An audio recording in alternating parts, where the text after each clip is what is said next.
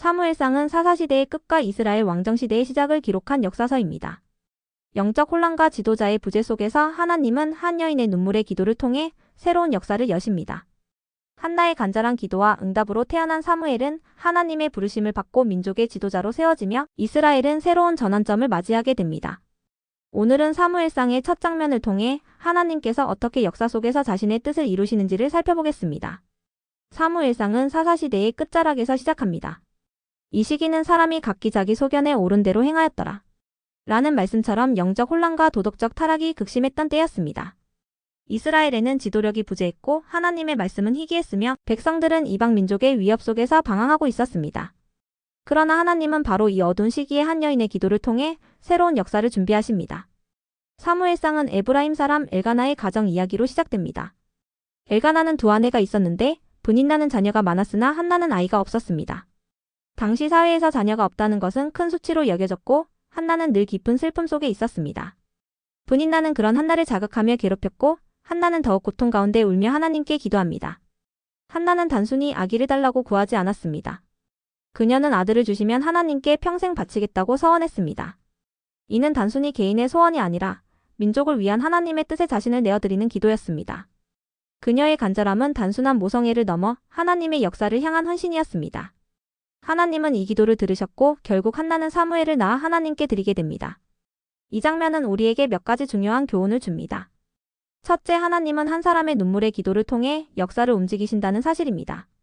당시 이스라엘 전체가 영적으로 무너져 있었지만 하나님은 한 여인의 간절한 기도를 통해 새로운 지도자를 세우셨습니다. 둘째, 기도는 단순히 내 욕망을 채우기 위한 도구가 아니라 하나님의 뜻과 연결되는 통로임을 보여줍니다.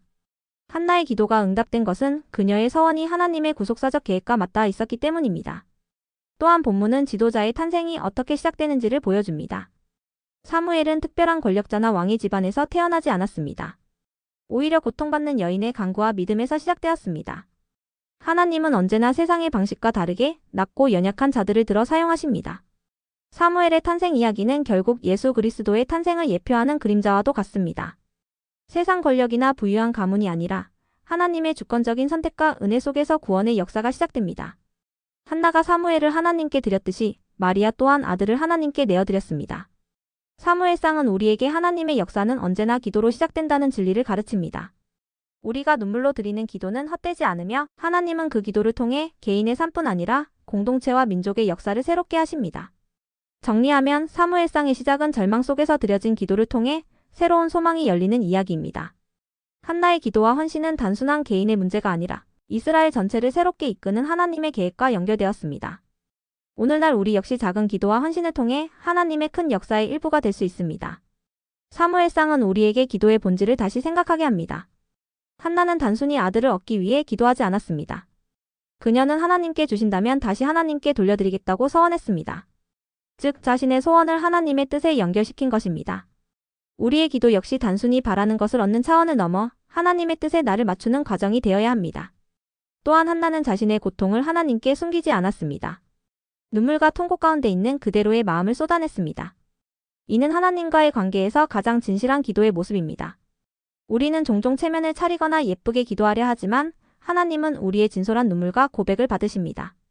마지막으로 한나의 이야기는 하나님께서 연약한 자를 통해 큰 일을 이루신다는 사실을 일깨워줍니다.